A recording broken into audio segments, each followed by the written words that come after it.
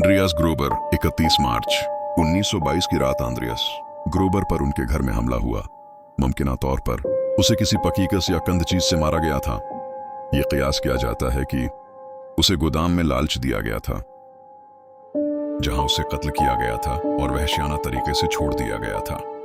सेजिलिया Grover Andreas की मौत के बाद उसकी बेवी सेजिलिया को कत्ल कर दिया गया। उसे मुमकिना तौर पर इसी तरह कत्ल किया गया था, दुटुक ताकत के सदमे के साथ। विक्टोरिया ग्रोबर बेटी विक्टोरिया को उसके कमरे में कत्ल किया गया, गालिबन इसी हथियार से।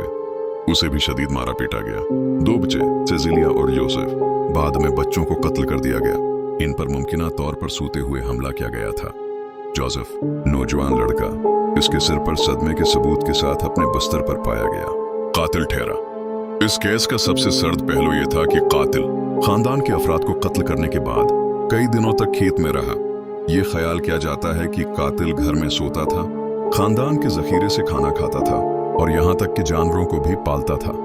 खानदान की नौकरानी जो इनके लिए काम करती थी, कत्ल के वक्त खेत में नहीं थी, क्योंकि वो कत्ल से कुछ देर पहले चली गई थी। पड़ोसियों का रद्दअमल। पड़ोसियों को इस वक्त शक हुआ जब उन्होंने कई दिनों से घर वालों से कुछ नहीं सुना था। उन्होंने अजीब और गरीब चीजें भी देखें, जैसे फार्म के जानवरों को खाना खिलाया जा रहा है, लेकिन कोई भी खानदान को नहीं देख रहा था।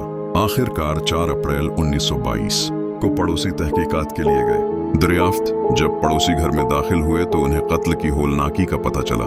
खानदान के अफराद की लाशें घर, गोदाम और खेत के दीगर इलाकों में बिखरी हुई पाई गईं। तफ्तीश और मुश्तबा अफराद।